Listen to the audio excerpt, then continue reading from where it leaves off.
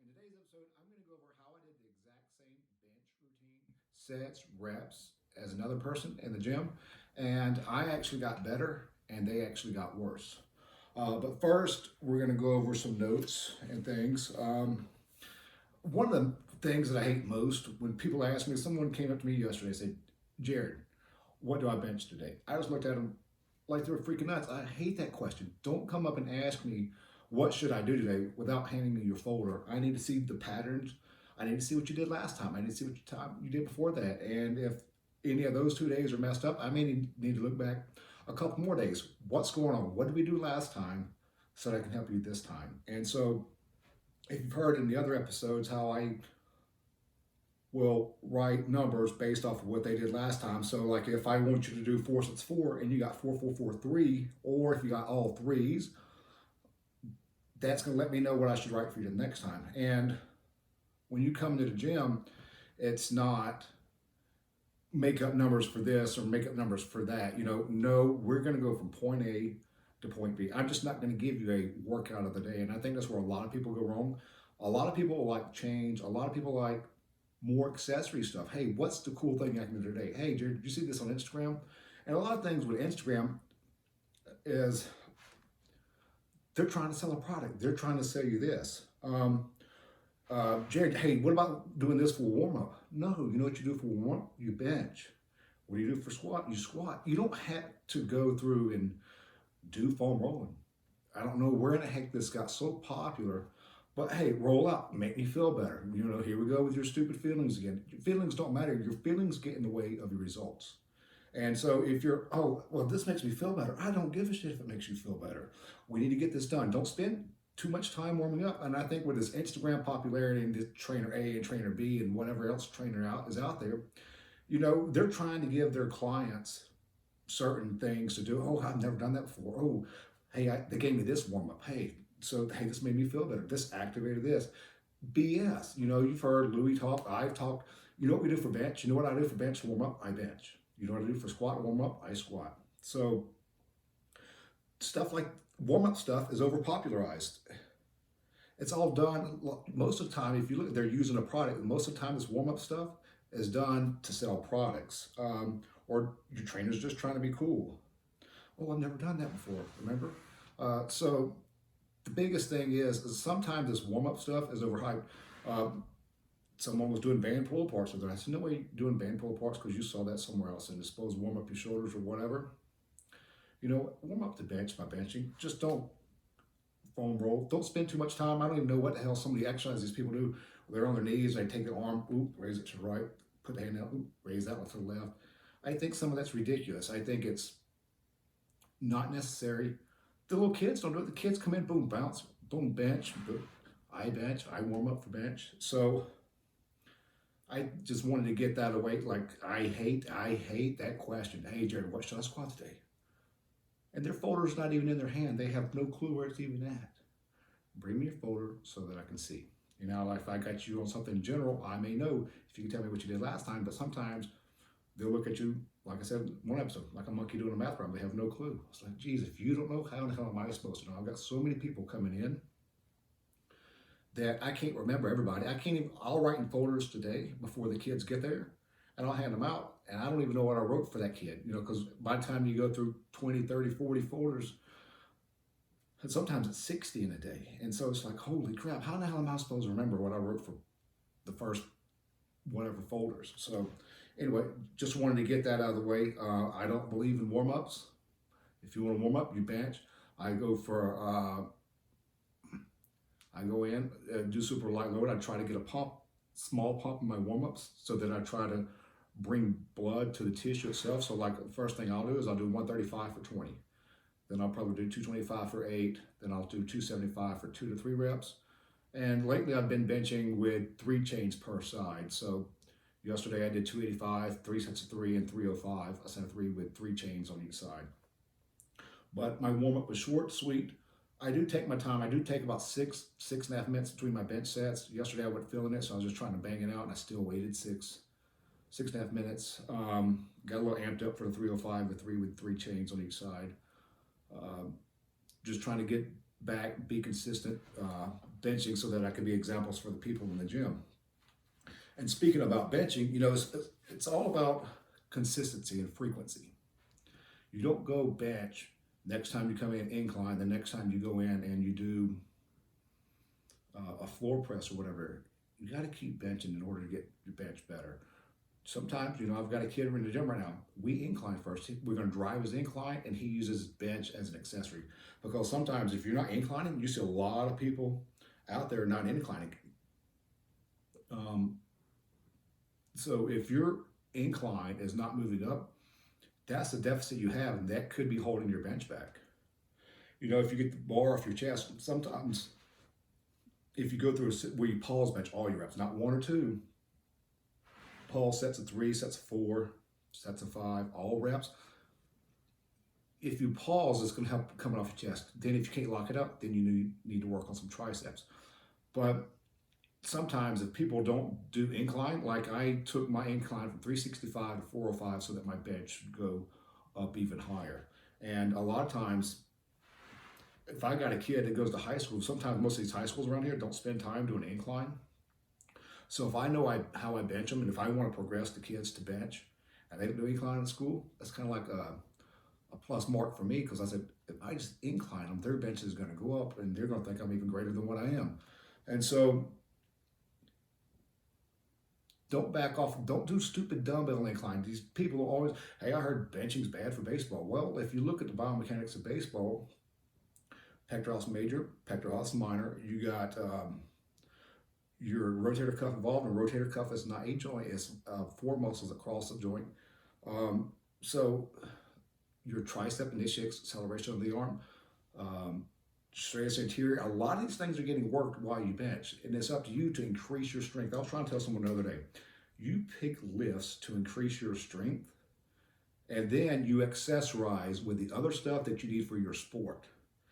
So like I got a kid, he's just been doing accessories, and he goes over it and gets on the jump mat and he gets his ass kicked. He said, this is embarrassing.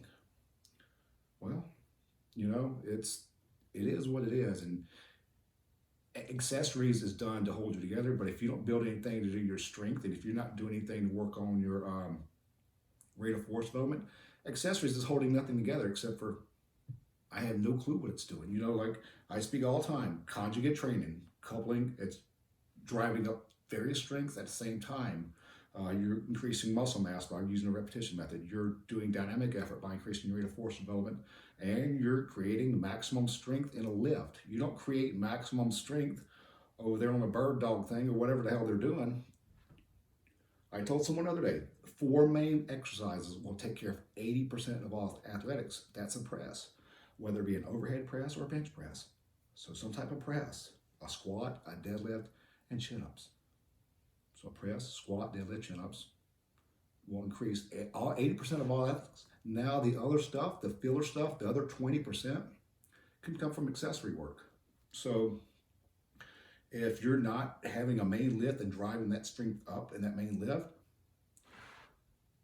you're just doing accessories, you're going to get no results. And the only way to know, I don't care how you feel, I care about what your result is at the end of each month. How do you know something's working? Well, what's the positive benefit from it? And so we was going to go with this years ago. I heard, to bench a lot, you have to bench a lot. And so I came up with this, I found a routine in a book, and one day it was like 19 sets of bench. I was like, oof. And so I'm going to go over that. But we're high frequent, we bench my athletes 3 days a week. We've had 13, 14 high schoolers bench 405 plus, even for reps, not just max and go. I think Colton Hauser did 195 pounds, 450 bench while he was in high school, rep 405 for 2. I don't know how many times Grayson Bullard benched 405, 6 times in a row for reps. Colin, 415, 425 for 3s. It's crazy what some of these kids will do if they just come in and listen to you and not worry about what the latest hype is or the latest thing out there. And sometimes I think a lot of people just get bogged down with it because I feel this, I don't want to get hurt, I don't want to do this. Well, you're holding yourself back. And This week is test week.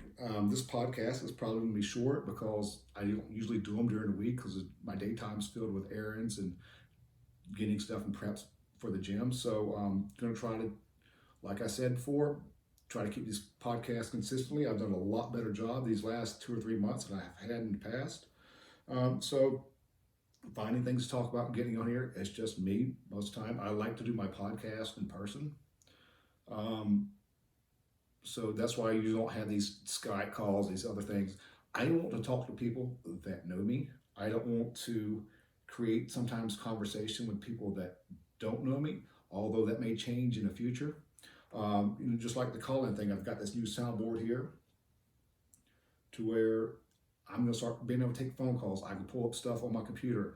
I've not had time to sit down and look at all that yet, but I am starting to prep for that. I've not even changed my sound pads on this thing. So it's pretty cool. It took me a little while to figure out how to get my recording up to the computer. So it's a little different, but it's much easier now that I've learned how to get everything uploaded. It's a lot cleaner, easier to read. So anyway, how I did the same program, I got better. My bench actually went up, and the person I was benching with, bench actually went down. And it all goes with attitude. And you've heard like people say maximum effort. Maximum effort is maximum intensity. When you're doing your bench reps, if you got a set of 4, you're trying to treat each rep like you're maxing it.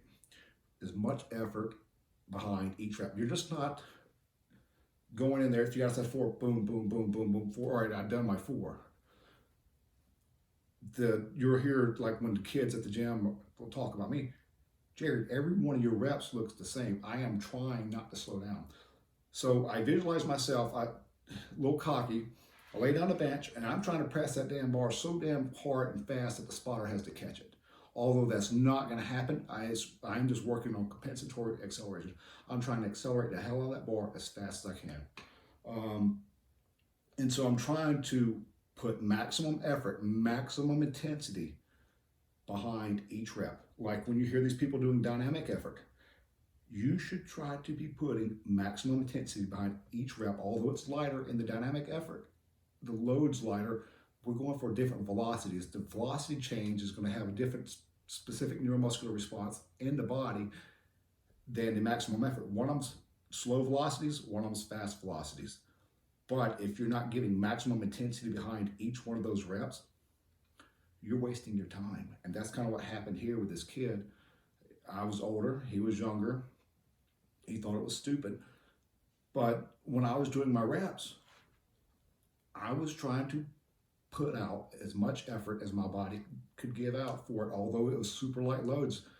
The kid was, this is stupid, because most of the time, if you're, we start off about 85%, then we work up from there. But this program started way lighter. So, so like for Monday, for bench press, you do 50% for 5, 60 for 4, 70, 2 sets of 3, and then 80%, 5 sets of 3. Total 30 reps. Then you go do something else in the gym. Then before you leave that day, you come back, you do 44% for 5, 65% for 5, and 75% 4 sets of 4. Light loads, but it's frequently, so we bench twice on Monday. Then Tuesday we come in, we'll do incline with dips. Then Wednesday we come back and bench again. We did 50 for 6, 60 for 5, 70 for 2 sets of 4, 75 for 2 sets of 3, 80 2 sets of 2, and 85% 2 sets of 1. And so 85% 2 sets of 1 is like very easy to do. 80% 2 sets of 2. So go to the gym, go max and try 80%. Even if you start off at 75%, you do 2 sets of 3, then 80 2 sets of 2, then 85 2 sets of 1. You're going to feel like you're wasting your time. Then you're going to go backwards. You go, so it's a pyramid. It's basically a pyramid scheme. So after 85%, 2 sets of 1, then this goes 80%, 2 sets of 2, 75%, 2 sets of 3, 70% for 4, 65% for 5, 60% for 6, 55% for 7, and 50% for 8, for a total of 71 reps a day. I think that's almost like 19 sets. And so, not very heavy, 50% for 8. You know, you should be doing 80, you can probably do 75 easy 8. But the percents are way light because it's more frequently, you know. So that's why, like when we're at the gym, we'll bench typically Monday, Wednesday, and Saturday. And Mondays, my accessories, my how we kind of do our triceps after our bench is different on Monday than it is Wednesday. Wednesday, sometimes we may do a tricep for triceps, because I know we'll have Thursday and Friday off before we have to come bench again on Saturday. So I keep that in mind. And just like on these, it's just bench. Next day is incline, bench again. So Monday, Tuesday's incline, Wednesday's bench, Friday is bench. And then, so the next week, what are we looking at? Monday's Wednesday, Friday, and Saturday is bench. So they're probably benching about 4 times, but the intensities are so light. Like the next Monday, you only work up to 90%, 3 sets of 1, super easy. But if you're having the attitude, like I was watching a kid bench yesterday, he was just going through the act. He was doing his reps. Okay, that's what you're supposed to do. Why don't you think about giving more? You know, like people, Jared, my bench is not doing my bench. Make your bench move. Like I was trying to tell these kids, put the book down. Trying to tell these kids, they were jumping. So they were jumping and they were seeing what they were going to get. I said, no, you don't do that. You get a number in your head and you make that number happen. That's intensity. They are just, oh, that's it. No, quit jacking around. I told them keep the focus. Running 40-yard dashes, not really laser focused in on what they're doing. They still got better. So if I'm most of the time at the gym, I'm trying to find stuff that I can make the kids that don't want to get better, because if I can get the kids that want to get better, that would be easy. But you just never know what you're going to get. Sometimes I have kids that desperately want to get better, but sometimes they don't get as good as the kids goofing off, and that's frustrating. But the thing is, the kids that want to get better, like that kid I was benching with, we did the same. I think we went through it for 4 weeks. My bench press went up 20, 25 pounds, and his went down 10 to 15 pounds, and he was pissed. And this can go along with some of the kids who are listening at the gym. It's your intensity behind what you're doing. Oh, I don't want to get tired. I don't want to. Give it all you got. Your body is a specimen. It will adapt to the things that you place upon it. So if you're getting tired the first 2 weeks, week 3 and 4, you may not get tired with those intensities. You have to come in and give maximum intensity behind each rep, whether it be a lightweight or whether it be a heavyweight. And don't be scared to go in and like bench, like, oh, Jared, that makes me nervous. Well, who thinks like that?